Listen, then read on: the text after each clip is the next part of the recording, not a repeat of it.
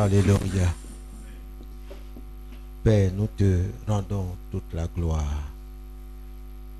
Nous te bénissons. Nous t'élevons. Nous voulons te dire merci pour ta fidélité, ta bonté. Nous savons par les temps qui courent que tu es à la porte et que tu viens chercher ton église. Pas les bâtiments, mais les personnes, hommes et femmes, qui t'attendent, qui attendent ta deuxième venue, qui entendent d'être enlevés. Ce matin, nous voudrions te céder toute la place afin que tu continues de nous parler, de nous exhorter, de tenir ferme ce que tu nous as donné jusqu'à ton retour. Esprit de notre Dieu, Saint-Esprit, viens et prends le contrôle de ce moment. Viens et conduis toutes choses pour la seule gloire de ton nom, dans le nom de Jésus. Nous te disons merci pour tout ce que tu fais. Merci pour ton peuple ici rassemblé, Seigneur. Fortifie-le pour la seule gloire de ton nom, au nom de Jésus. Amen. Que Dieu vous bénisse. Nous continuons notre enseignement. La parole de Dieu, la semence de miracle. Nous sommes posé la question: quel était le but principal de la venue de Jésus-Christ? Pourquoi est-ce que Hébreux 7, 25 et Jean 3, 16, Jésus est venu pour sauver le monde,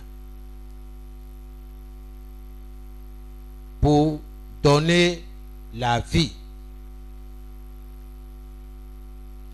pour donner la vie éternelle.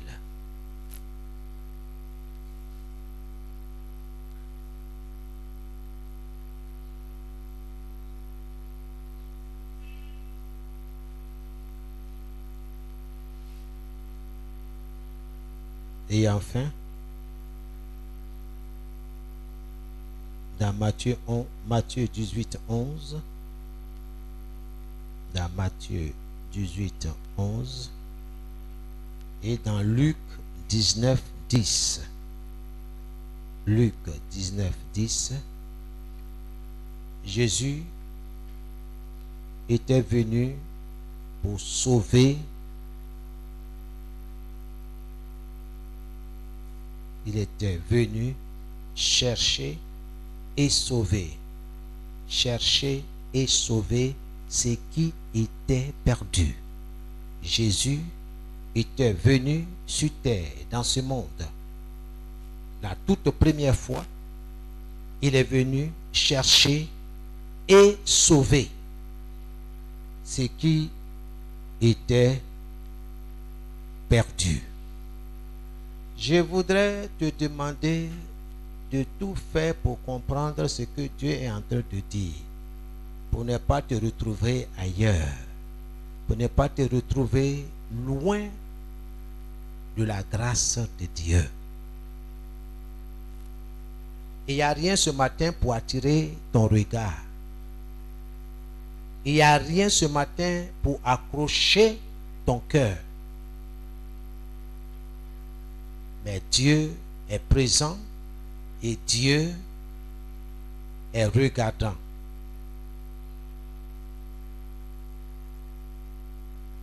Gloire à Jésus. Réfléchissez sur tous ces passages-là que je vous ai donnés ce matin. Nous sommes dans les derniers temps et il y a une bataille qui se livre en ce moment. Et la bataille n'est pas physique, mais elle est spirituelle.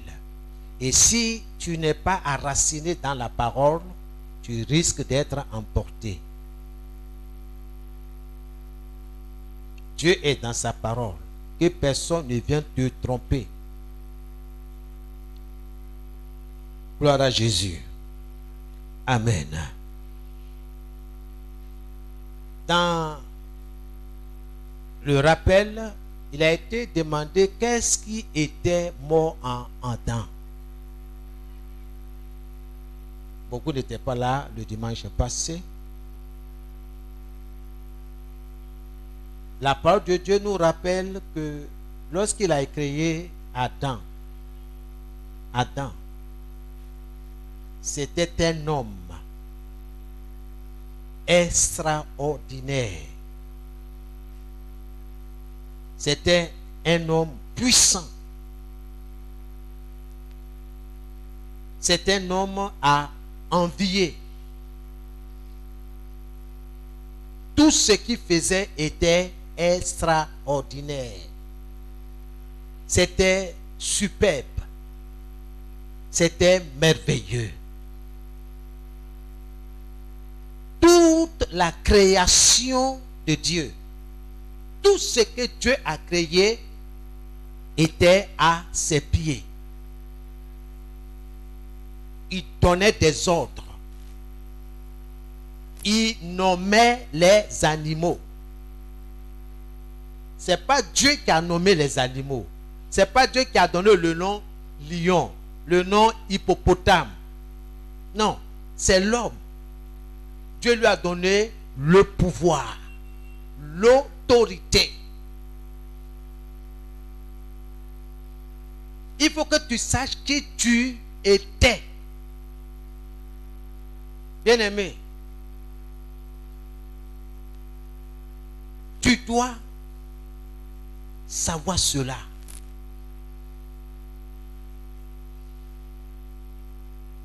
Nous allons quelque part avec la parole de Dieu. Mais il ne faut pas oublier ton origine. N'oublie pas d'où tu viens. N'oublie pas qui tu es.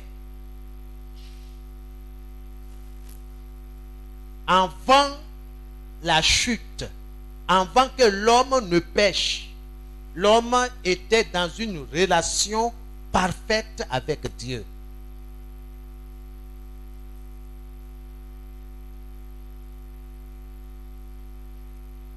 L'homme était en relation avec Dieu. L'homme communiait avec Dieu.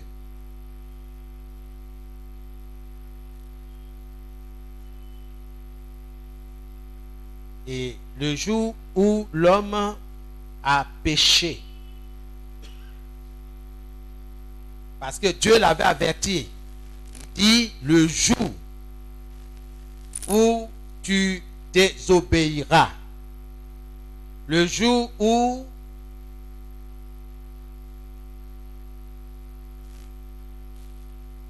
tu mangeras de ce fruit, de l'arbre de la connaissance du bien et du mal, tu mourras. Tu vas mourir. Alléluia. L'homme a désobéi et l'homme est mort. Quand on dit l'homme est mort, c'est pas qu'il a cessé de vivre. L'homme était bien portant. C'est-à-dire physiquement, il marchait, il faisait tout ce qu'il avait à faire, mais pour Dieu, il était mort. Donc, du surnaturel où il était, où Dieu l'avait placé, il est descendu au naturel. De l'extraordinaire où il était, à cause du péché, il est descendu très bas. Il est devenu ordinaire. Beaucoup sont aujourd'hui ordinaires. Beaucoup aujourd'hui opèrent sur le plan naturel. Ça se voit. toi-même, tu peux, en t'examinant, tu vas voir est-ce que tu es dans le surnaturel de Dieu ou bien tu es dans le naturel de l'homme. Ceux qui sont dans le naturel, ils sont morts. Ceux qui travaillent, qui opèrent dans le naturel, dans l'ordinaire, on appelle l'homme charnel. Il marche selon ses 5 sens. Et ce sont ces 5 sens-là qui lui dictent sa conduite de chaque jour. C'est pourquoi vous allez entendre certaines expressions. Je pense que, on dirait que, il paraît que, mais, cependant, néanmoins, ça, ce sont les choses de la terre, les choses charnelles, les expressions. Mais la parole, celui qui est dans le surnaturel opère dans le surnaturel de Dieu. Là où Dieu est. Et c'est là où Dieu veut que toi et moi, nous soyons. Mais, à cause du péché, il y a quelque chose qui est mort en nous, en toi et en moi. Ce qui est mort là, c'est pour ça que Jésus est venu. Tu dois comprendre. Ce qui fait de toi la femme extraordinaire, la femme surnaturelle, la femme qui est au-dessus de la nature, la femme qui ne marche pas selon ses 5 sens. Ce qui est mort là, en toi et en moi, c'est pour ça que Jésus est venu. Je parle à quelqu'un ce matin. C'est pour ça que Jésus est venu. Je ne vous donne pas la parole de Dieu pour vous donner. Je n'ai pas lu ce matin pour vous exciter, pour vous encourager à lire à la maison. La foi vient de ce qu'on entend et ce qu'on entend vient de la parole de Dieu. Tu dois entendre la parole de Dieu. Il ne faut pas te laisser tromper. Mon corps peut être fatigué.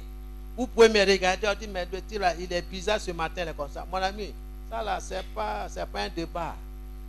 Mais c'est mon esprit là. Il n'est pas mort. Marcher peut s'affaiblir. Pas de soucis, pas de problème. Mais je dois veiller. C'est pourquoi Jésus est venu. Est-ce que ça y est là? Comment je l'entretiens? Pour ceux qui prennent note, Jésus vint dans ce monde non seulement pour guérir les malades et accomplir des miracles. Jésus vint dans ce monde non seulement pour guérir les malades et accomplir des miracles, mais principalement pour rendre la vie à l'homme que Dieu a créé. Jésus est venu principalement pour te rendre la vie.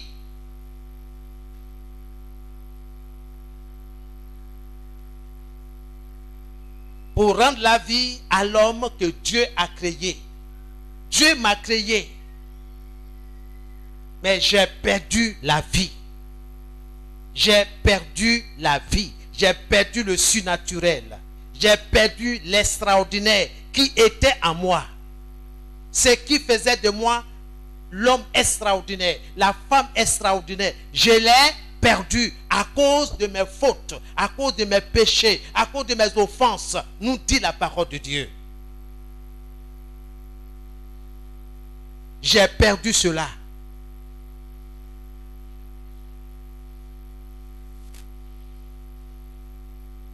Jésus vint pour réétablir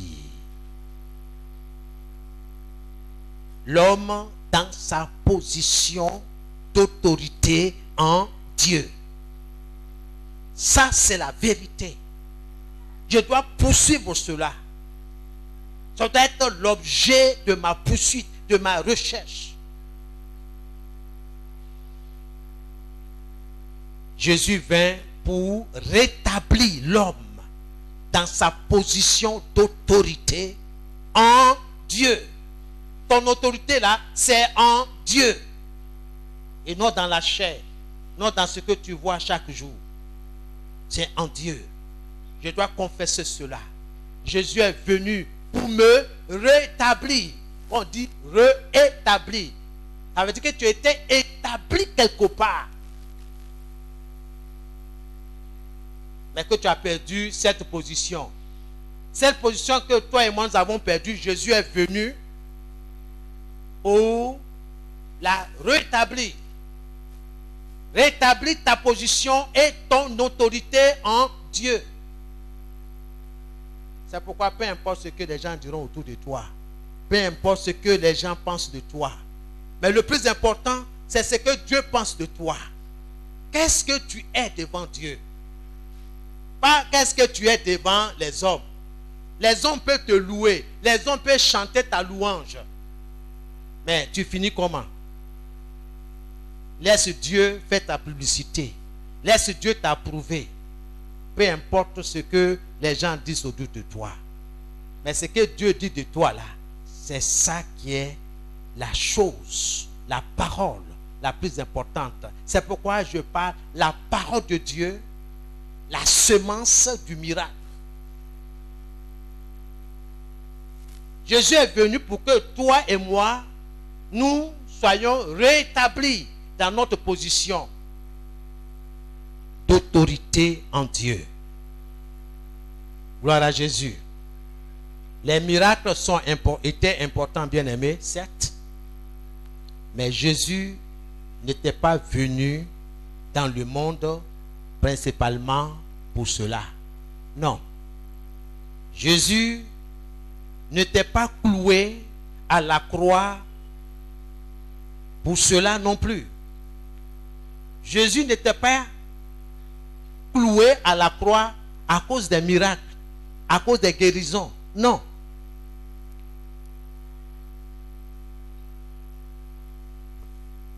Jésus n'était pas cloué à la croix pour mon voyage. Jésus n'était pas cloué à la croix pour mon mariage. Jésus n'était pas cloué à la croix pour mon foyer.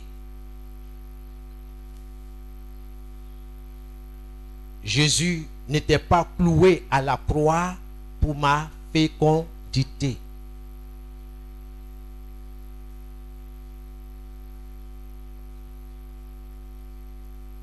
Jésus n'était pas cloué à la croix pour ma prospérité, pour mes projets non plus.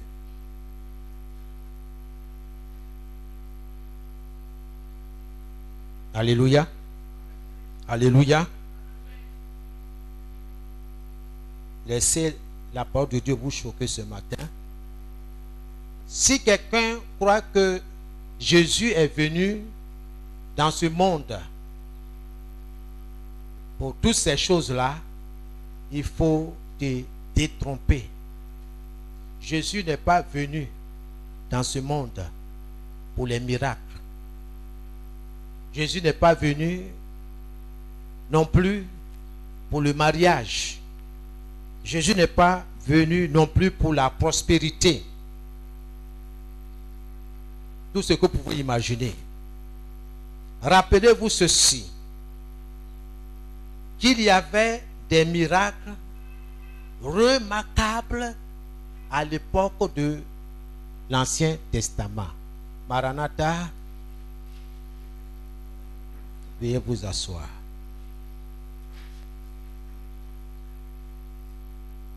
dans l'Ancien Testament, il y avait des miracles pas possibles dans tous les domaines de la vie. Il y avait la prospérité.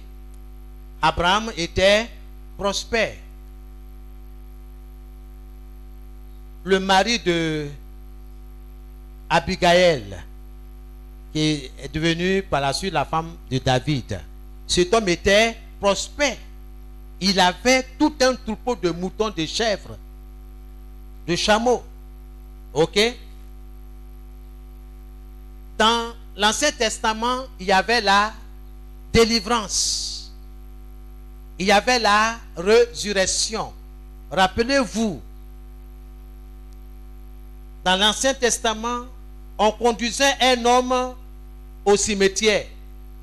Et ils ont entendu qu'il y avait l'ennemi qui venait. Qu'est-ce qu'ils ont fait? Ils ont jeté le corps là, comme ça. Et le corps est tombé dans un tombeau. C'est le tombeau d'un prophète. La Bible dit que le mort là, qu'on portait en terre là, s'est réveillé. Il s'est levé. Il y avait résurrection. Vous connaissez la phrase « tout va bien ». La femme, Dynamite, son enfant était mort. Le prophète, par la puissance du Saint-Esprit qui est en lui, a opéré le miracle. L'enfant est revenu à la vie. Il y avait la guérison. Il y avait la résurrection des morts. Il y a des personnes qui ont échappé, n'est-ce pas, à l'horreur de la fournaise ardente. Quel miracle! Abed, Shadrach, Abednego, Daniel, aux forces au lion. C'est quel miracle qu'on n'a pas vu dans l'Ancien Testament. Aujourd'hui, nous continuons de voir cela. Il est vrai qu'aujourd'hui, bien-aimés, on joue de tout ceci dans la Nouvelle Alliance, dans le Nouveau Testament. Donc, avant que Jésus ne vienne, ces choses-là existaient. Est-ce que les gens ne voyageaient pas? Est-ce que les gens ne se mariaient pas? Vous vous rappelez, au temps de Noé, on dit les hommes se mariaient. Ils mariaient leurs filles, leurs enfants. Mais pose-toi la question, pourquoi Jésus est venu? Est-ce que c'est pour ces choses-là? Ce n'est pas pour ça. Que personne ne te ramène à ces choses-là. Il faut aller à l'essentiel. C'est pourquoi Jésus est venu.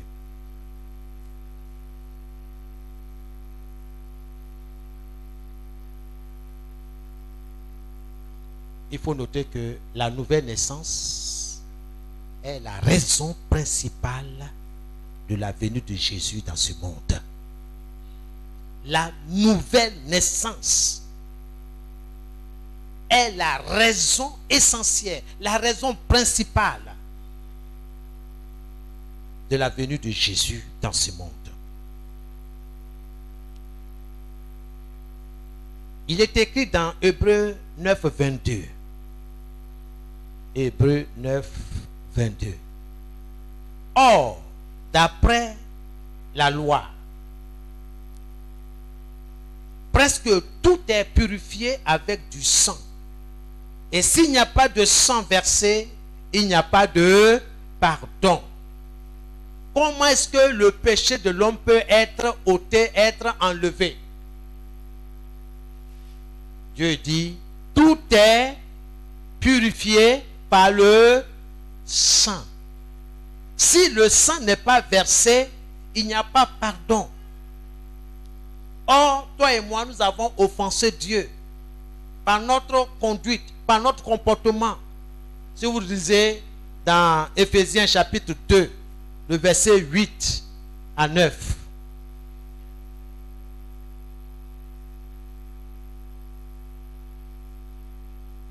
Dieu nous sauve à travers l'œuvre de Jésus-Christ. Alors, s'il n'y a pas d'effusion de sang, il n'y a pas de pardon. Cela implique que pour que l'esprit de l'homme puisse être recréé, pour que ton esprit soit recréé ou soit créé de nouveau, il faut que le sang du juste soit versé. Le sang du juste doit être répandu. Le sang du juste. Or, le juste, c'est Jésus, notre Seigneur, notre Sauveur.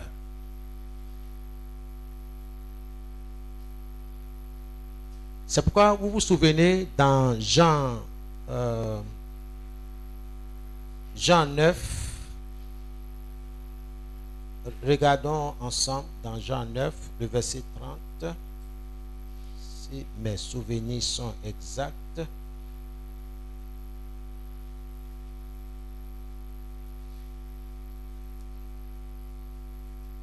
Jean 9, voilà.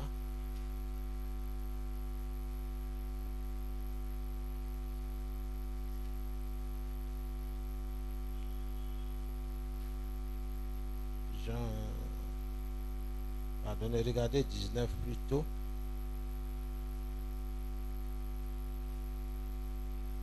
Voilà, 19, le verset 30.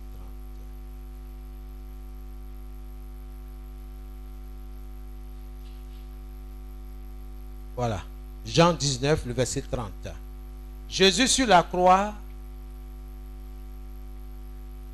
a dit cette phrase.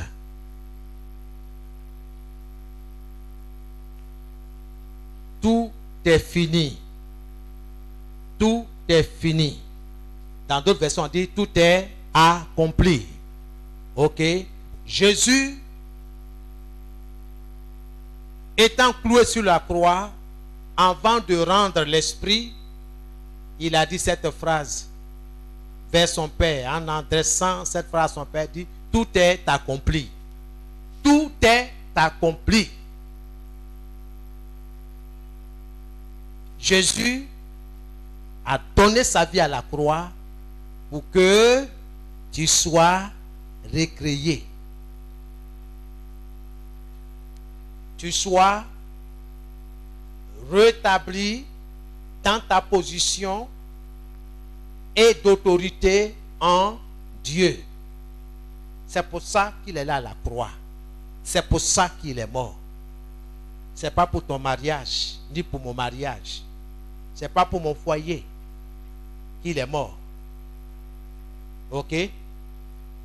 En fait, ton mariage, ton voyage, tout ce qu'on te promet en ce moment sur la terre, là, ces choses-là, ce sont des boissous. C'est des choses, cadeaux que Dieu te donne quand tu es en relation avec lui. Quand tu es en communion avec lui. Quand tu marches avec lui, toutes ces choses-là, tu n'as pas besoin de supplier Dieu pour ça. Ça te suit. Dieu te donne ça cadeau. Donc, ce n'est pas pour ça que Jésus est mort. Jésus est mort pour ce que tu as perdu. Qu'est-ce que tu as perdu? C'est ta communion avec lui. C'est ton esprit. Bon, je n'ai pas de tableau. Sinon, j'allais vous faire montrer un chemin pour que vous compreniez de quoi nous sommes en train de parler ce matin. Le plus grand miracle, c'est la nouvelle naissance obtenue à un grand prix, au prix de Jésus.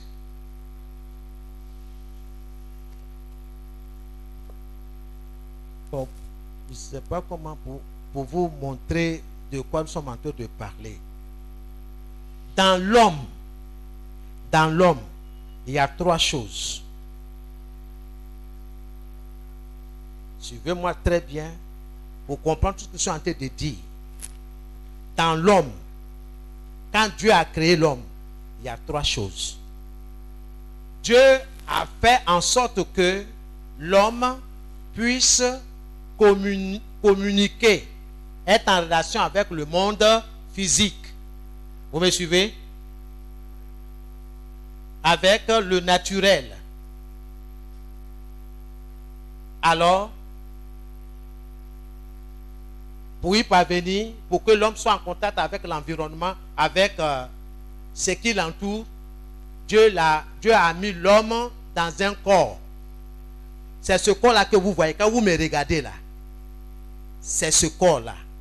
C'est fait pour le naturel. C'est fait pour le monde physique. Ça va? Donc l'homme a la capacité de régner dans le monde physique. Avec ses yeux, il voit. Avec ses oreilles, il entend. Avec sa main, il peut toucher. Il dit ça là, ça c'est du solide. Ça là c'est dur. Ça là, quand il dit ça c'est du papier. Donc le toucher. Le nez, il peut sentir. Il y a bonne sauce ici. Hein? Quelqu'un a mis bon parfum. Ok? Donc il peut sentir tout ce qui est naturel. Ok? Maintenant, Dieu a fait l'homme de sorte qu'il puisse aussi être en contact avec le surnaturel. Parce que Dieu lui-même, il n'est pas dans le naturel. Il n'est pas dans l'ordinaire. Il est dans l'extraordinaire. Il est dans le surnaturel. C'est là où il a mis l'homme. Vous comprenez quand Jésus dit, là où je suis, il faut que vous y soyez aussi. Jean 14, le verset 1, 2 et 3. Vous vous rappelez? Dieu a créé l'homme et il lui a donné un esprit. C'est ton esprit qui fait de toi un être surnaturel. Un être qui est au-dessus du monde physique. C'est ton esprit. Parce que c'est dans ton esprit que Dieu vient résider. C'est dans ton esprit que Dieu vient communier avec toi. C'est dans ton esprit que Dieu vient te parler. C'est sa maison. C'est la maison de son esprit. Dieu est esprit. Et quand il vient pour rencontrer l'homme, quand il vient te rencontrer, c'est dans ton esprit. C'est pourquoi le diable fait tout pour que il n'y a pas eu cette communion, cette relation. C'est pourquoi il introduit le péché. Or, Dieu, il est 3 fois saint. Il ne va pas habiter dans un corps qui pratique le péché. Donc, au commencement, il n'y a pas de péché. Donc, Dieu communie avec l'homme. C'est dans son esprit. Et comme Dieu est dans l'esprit de l'homme, l'homme, il est extraordinaire. Il fait des choses comme Dieu. C'est pourquoi vous voyez, Dieu n'a pas pris la peine de nommer les animaux. Il a laissé à Adam. Puisque lui-même là, il est en Adam. Les animaux lui obéissaient. Pourquoi? Parce que Dieu était en lui. Mais quand Dieu n'est plus, le lion montre ses crocs, ses griffes.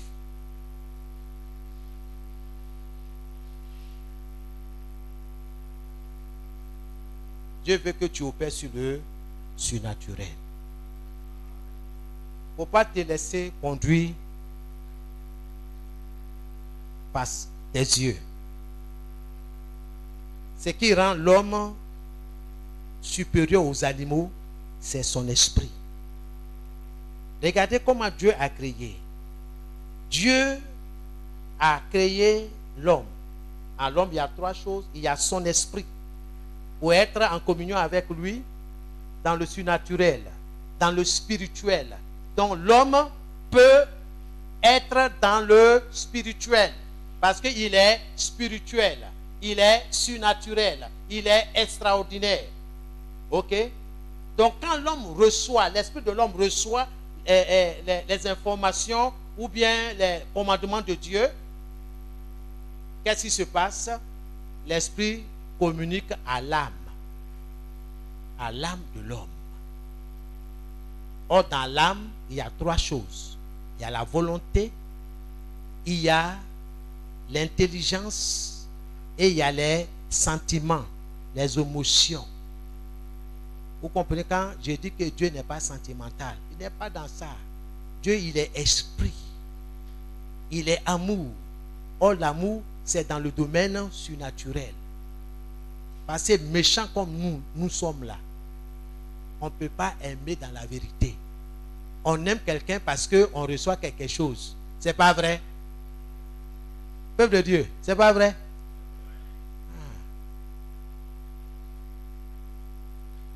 Le type là, sa tête est tordue comment, à cause de ce qu'il a dans sa poche là. On dit, je l'aime, tu es sûr que tu l'aimes. C'est à cause de son argent que tu l'aimes. Sinon, ce n'est pas à cause de sa beauté. Hein. Que Dieu nous aide.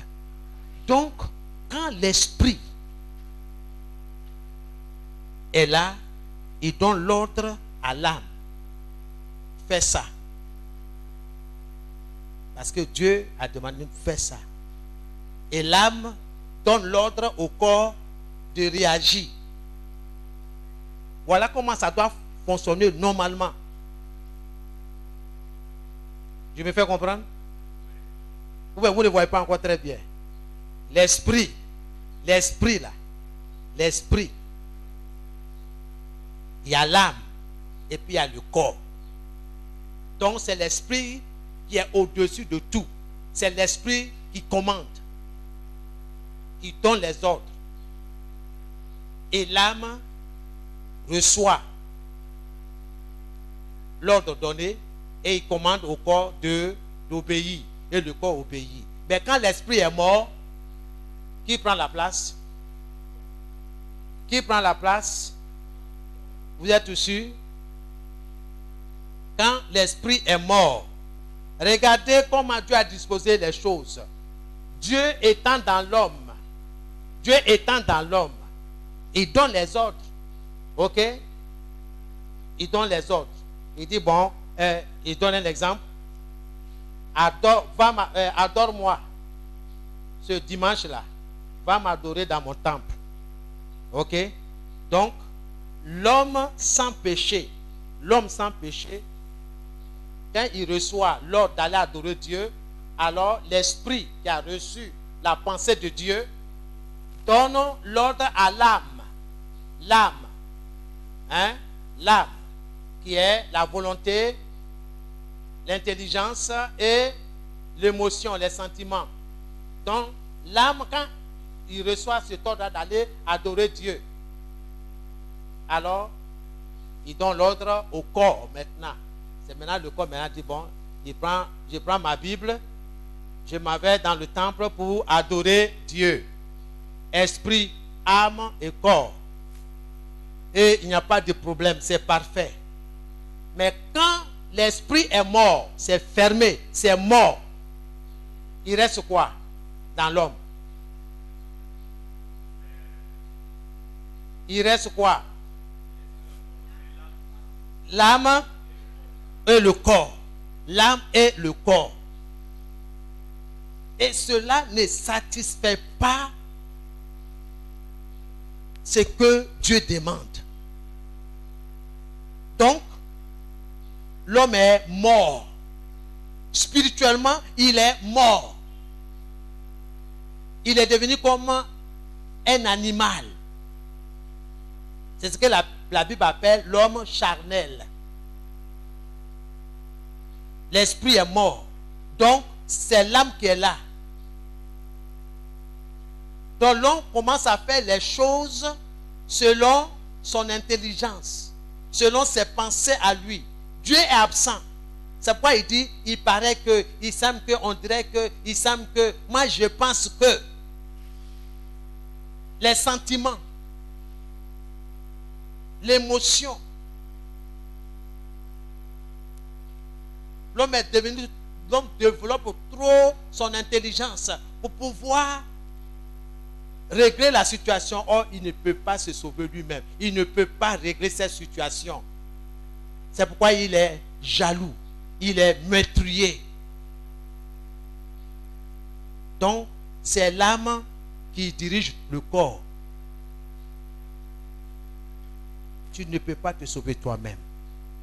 L'homme court au désastre, à la perdition, à la destruction. C'est pourquoi Jésus est venu. Si l'esprit n'est pas né de nouveau, c'est l'enfer. C'est la destruction totale. C'est pourquoi tu dois comprendre le message pour pouvoir bien véhiculer. Il ne faut pas te laisser distraire. Mon frère, est-ce que tu es né de nouveau? Il faut comprendre qu'on dit naître de nouveau là. De quoi est-ce qu'on parle? C'est ça, je parle de la parole de Dieu, la sémence du miracle.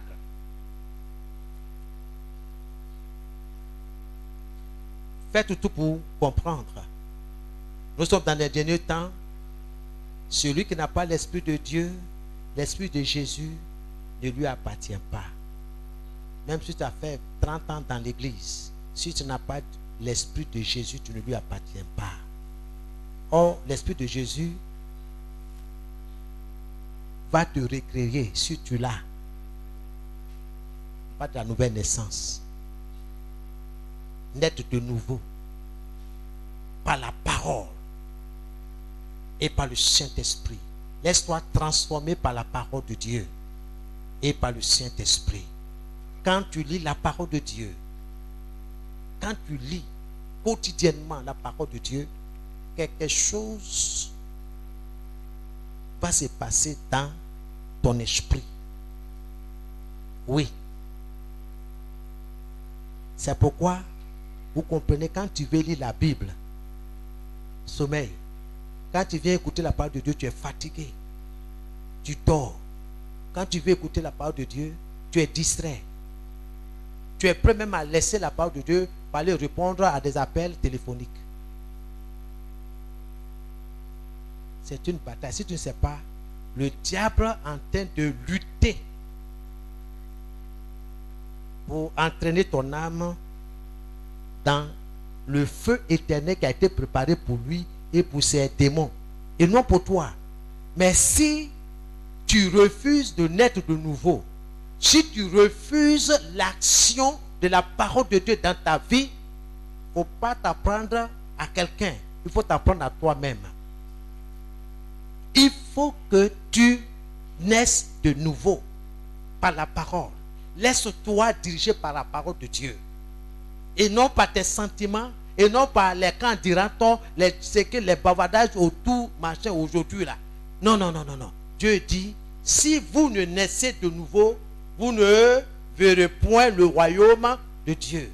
Si quelqu'un ne naît d'eau et d'esprit, il ne peut entrer dans le royaume de Dieu. Tu veux rentrer dans la présence de Dieu, dans le surnaturel de Dieu, là où Dieu est, il faut passer par la nouvelle naissance.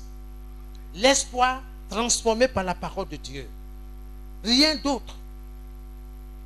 Faut pas que c'est à cause des miracles que tu es là. Non. Dieu peut le faire.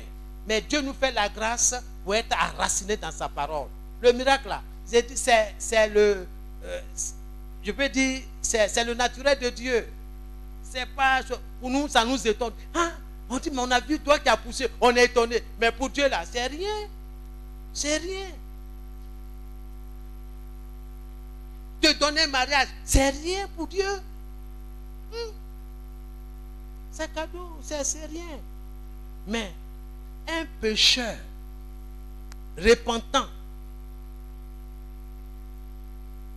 un homme pécheur qui a donné droit à Dieu, qui a entendu l'évangile et qui a fait demi-tour et qui regarde à Dieu pour dire Dieu sauve-moi.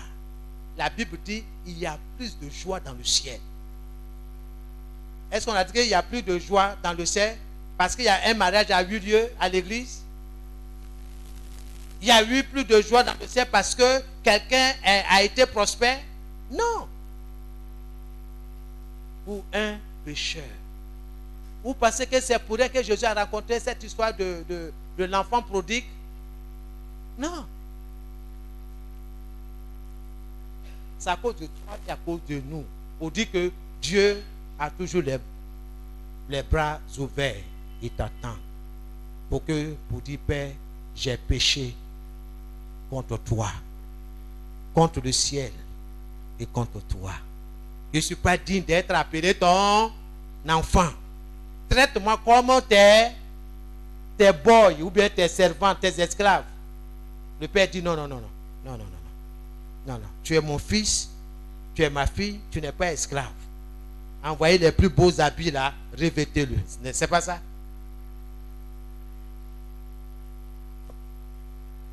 Que Dieu vous bénisse. Cherche à naître de nouveau. Ça, ce n'est que seulement l'introduction. On va aller. Nous sommes nous sommes en train d'aller quelque part.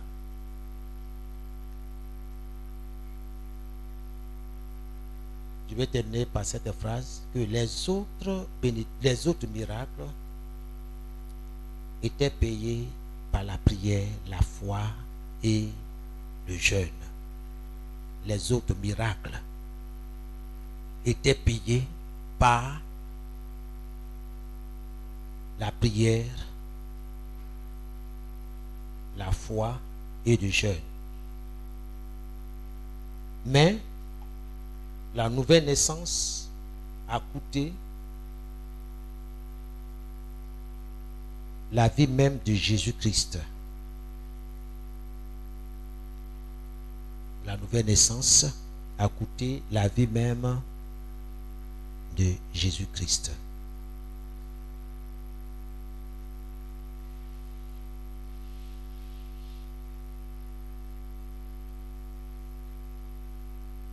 Les problèmes de l'homme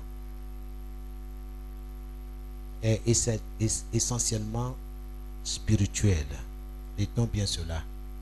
Le problème de l'homme est essentiellement spirituel.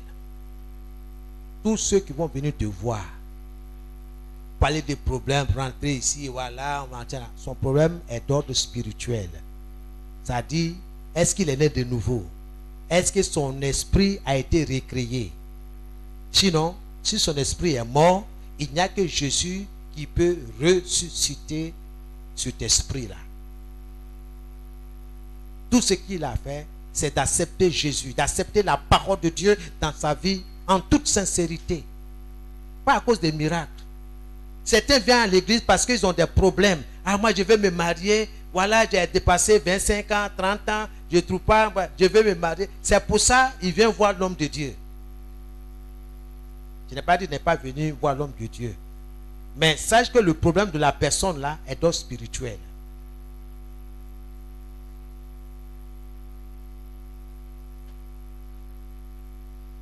Nous avons beaucoup à dire là-dessus. Mais je vais m'arrêter là ce matin pour que vous réfléchissiez les 2 dimanches, ce que l'homme a perdu, l'esprit qui est mort à cause du péché, à cause des mauvaises pensées, les mauvaises paroles, les injures, les insultes. Toutes ces choses-là éloignent Dieu de notre vie. Toutes ces choses-là coupent la communion avec Dieu. Dieu est saint. Ne savez-vous pas que votre corps est le temple du Saint-Esprit qui est en vous, que vous avez reçu de Dieu et que vous ne vous appartenez point à vous-même? Vous avez été racheté à un grand prix. Glorifiez donc Dieu dans votre corps et dans votre esprit. C'est pourquoi il ne faut pas mettre du faux sur toi. Retourne à Dieu. Que tout ce qui est faux en nous disparaisse.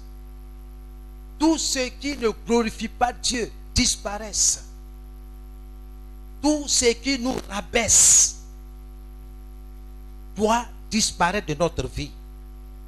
Jésus est venu pour ôter le péché. Jésus est venu pour payer le prix de toutes nos offenses faites à Dieu. Il est venu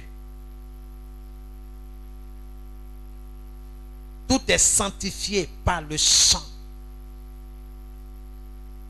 S'il n'y a pas de sang répandu, versé, il n'y a pas de pardon.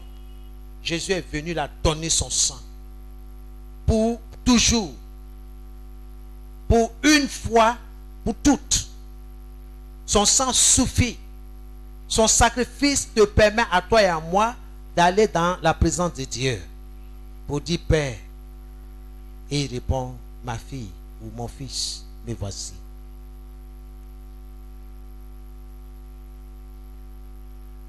Quand l'esprit est mort, on ne lit plus la Bible.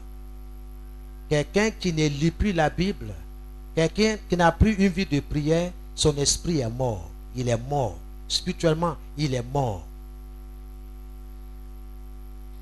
Si les choses de ce monde ont pris le dessus, en ce qui concerne ta communion avec Dieu, que Dieu passe au deuxième rang, au troisième rang. Si Dieu n'est pas premier dans ta vie, ça veut dire que tu es une personne charnelle. Tu es une personne qui vit dans le naturel. Tu es une personne qui vit dans l'ordinaire. Tu es un homme, une femme ordinaire. Un homme, une femme naturelle. C'est pourquoi tu parles de façon naturelle. De façon charnelle. La chair. C'est la chair qui parle. Or, l'esprit veut parler. L'esprit veut te conduire dans le surnaturel de Dieu.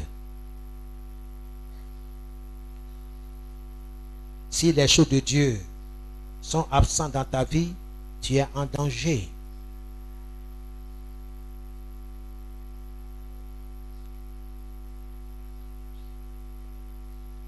Là, tu peux savoir qui te conduit. C'est le Saint-Esprit.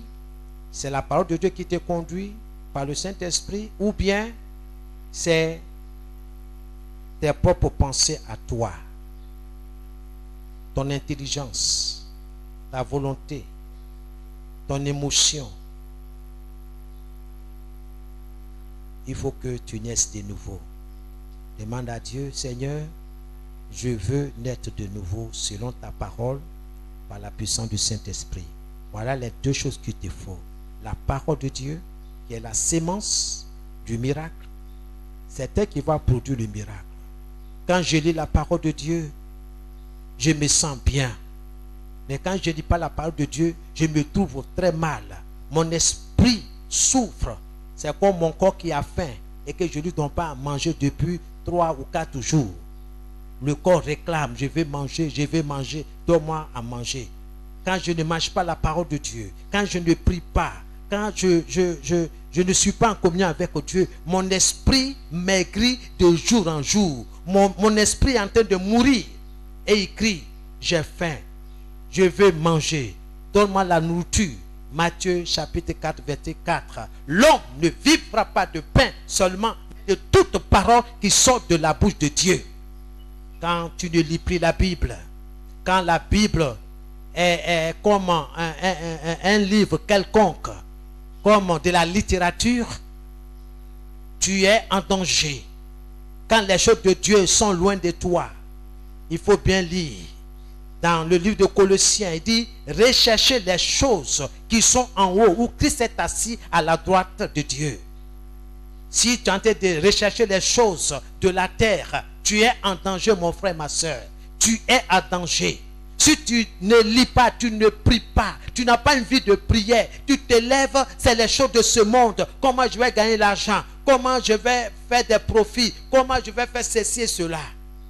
Bien-aimé, regardez bien dans Matthieu 6.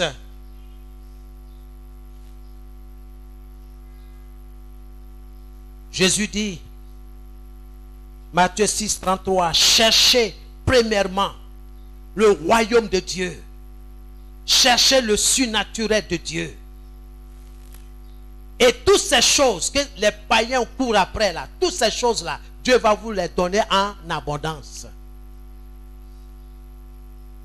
Examinons-nous. Examinons notre cœur. Quand on dit notre cœur, je parle de notre esprit.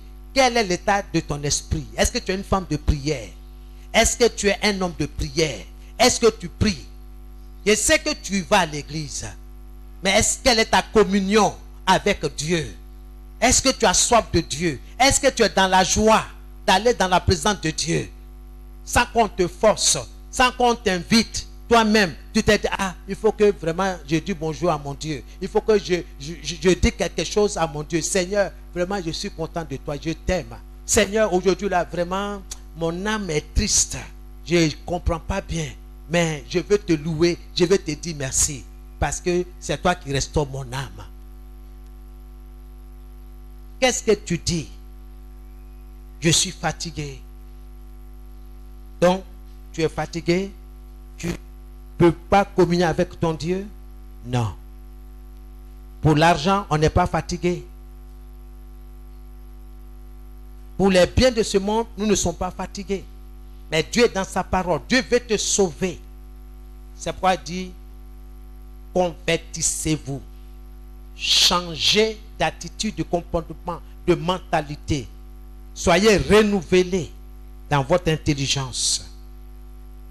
Mais il faut que ton esprit naisse de nouveau pour que ton intelligence soit renouvelée. Reçois toute la gloire à notre Dieu. Tu peux parler à Dieu? Moi, je veux parler à mon Dieu. Je veux te dire merci, Seigneur, pour ta parole. J'ai besoin de toi, Seigneur. Prends plus de moi, Seigneur, et donne-moi plus de toi. J'ai besoin de toi, Seigneur, chaque jour que tu fais. Mon esprit a besoin de toi. Mon esprit a soif de toi. Et je crie à toi, Seigneur. J'ai besoin de ta parole. J'ai besoin de ton esprit pour amener à l'existence ce qui fait de moi l'homme extraordinaire. Ce qui fait de moi l'homme surnaturel. J'ai besoin de toi. Seigneur, je veux passer plus de temps avec toi. Combien de fois nous passons 2 heures, 3 heures, 4 heures de temps devant la télévision, devant, Seigneur, les nouvelles technologies, nos smartphones. Nous passons des heures, Seigneur, dans les partages. Mais combien de temps, Seigneur, nous passons avec toi? Seigneur, je voudrais te demander pardon pour tous ces péchés-là. De préférer les choses de ce monde plus que toi, Seigneur. Oh, tu as bien dit, tu nous avertis, si quelqu'un aime le monde, c'est un signe que l'amour de Dieu n'est point dans cette personne. Seigneur, je veux dire ta parole pour éviter ces choses. Par la force que tu donnes à mon esprit, par ta parole et par le Saint-Esprit. Reçois toute la gloire. Je veux que ce matin, Seigneur, je sois choqué. Je sois bouleversé. Je sois dérangé dans mon esprit, dans mon intelligence. Que ma volonté, Seigneur, notre Dieu, se soumette à ta volonté. Que je ne fasse pas ce que moi je veux, mais ce que toi tu veux. C'est pourquoi, Seigneur, je dis, prends plus de moi et donne-moi plus de toi. Seigneur, prends mes faiblesses et donne-moi ta force. J'ai besoin de ta force, Seigneur. Prends mes faiblesses et donne-moi, Seigneur, ta force. Dans le nom de Jésus. Seigneur, ce n'est pas un esprit de peur, un esprit de timidité, un esprit de frayeur que tu m'as donné. Non, c'est un esprit d'amour, de sagesse. J'ai besoin de la sagesse de Dieu en moi, dans mon esprit, dans mon cœur. Seigneur, que mon cœur, mon esprit soit illuminé, soit éclairé. Saint-Esprit, viens éclairer mon esprit. Viens éclairer mon cœur. Viens éclairer mon esprit. Que les ténèbres en moi fuient. Que les ténèbres en moi dégagent. Seigneur, j'invoque ton sang. Seigneur, pour toute offense, pour toute injure que je t'ai fait, Seigneur, à travers mon comportement, à travers mes pensées, mes paroles, Seigneur, des choses qui attristent ton esprit en moi, je te demande pardon ce matin dans le nom de Jésus-Christ. Purifie-moi par ton sang. Je veux être à toi tout entier, t'appartenir tout entier. Je me donne à toi tout entier, pas par ma propre force, mais sur la base de ta parole. Mais à tous ceux qui t'ont reçu, à tous ceux qui croient en son nom, tu leur as donné ta parole, la sémence de miracle, leur a donné le pouvoir, le plein droit de devenir enfant de Dieu. Seigneur, c'est ce que je suis, enfant de Dieu, et je veux l'être, et je le suis, pas par mon intelligence, pas par ma fidélité à l'église, mais par la vie de Jésus à la croix, par son sang versé à la croix. Je suis enfant de Dieu par son sacrifice. Je suis enfant de Dieu par son sang innocent qui a coulé, versé sur le bois infâme. Je te rends toute la gloire. Pardonne-moi d'avoir passé des heures dans des choses inutiles au lieu de passer ce temps-là avec toi. Que ton nom soit béni. Que tous ceux-là, Seigneur, qui te prient ce matin, avec un cœur sincère, que l'exaucement à leur prière, à leur demande, qu'ils trouvent grâce à tes yeux, et que tu répondes favorablement à leur demande ce matin. Au nom de Jésus, je te dis merci. Merci pour la guérison. Merci pour les miracles.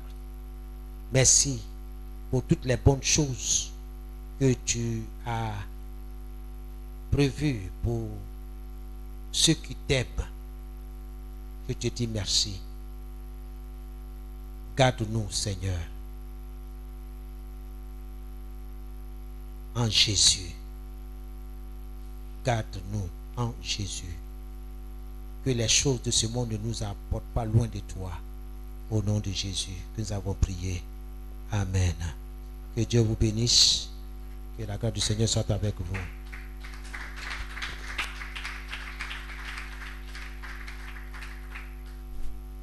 Alléluia. Bien-aimé, si tu as été enrichi par la parole de Dieu, tu vas dire merci à Dieu de ce que tu as instruit ce matin au travers de son serviteur. Tu vas demander à Dieu de sceller cette parole par le sang de Jésus-Christ dans ton esprit. Cette parole te renouvelle. Cette parole te connecte avec ton esprit.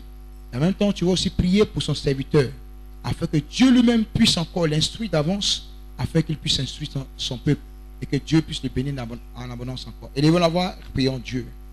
Père, nous te bénissons ce matin, et nous te rendons toute la gloire, ô Dieu, pour ta parole qui est la bienvenue, ô éternel Dieu. Ignorant que nous étions, papa, Père, tu es venu pour nous instruire par ton canal ce matin. Ta parole, ô Dieu, m'a fait du bien à mon esprit, à mon âme et à mon corps. C'est pourquoi je veux bénir ton nom, je veux te rendre toute la gloire.